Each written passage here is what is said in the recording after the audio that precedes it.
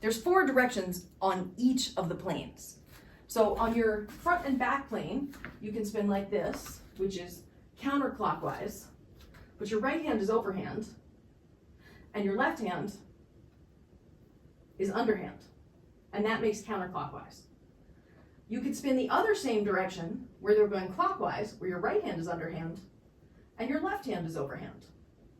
Then you could spin so that they're both overhand, which is overhand opposite, because they're in opposite directions because they're coming at each other. Or I would call this inward because they're coming in at the top, versus this, which is underhand opposite because they're going out at the top, outward, and they're both coming from underhand, but they're opposite each other.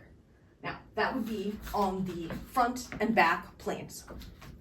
On the side planes, the directions are as follows.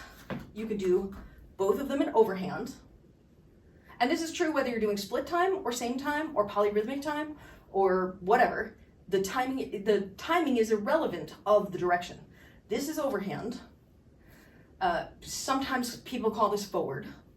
Then this is underhand. Sometimes people call this backward. And then my naming convention for the 2 opposite directions are side, opposite, and then whichever hand is overhand. So if the left is overhand, I call it side opposite left, left hand overhand, right hand underhand.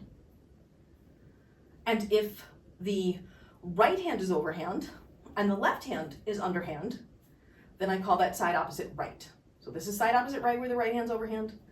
This is side opposite left where the left hand is overhand. And because it's opposite direction, that means the hand that is not named is the underhand. And then on the floor plane or horizontal plane or flat plane, however you want to name it, and this is true here and here, although I name it based on what you see looking down, not what you see looking up, unless it's only staying over your head.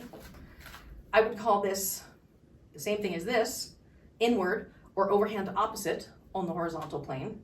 And then I would call this, where they're going out away from each other, the same as I would call it here, underhand opposite, right? So this is underhand opposite horizontal.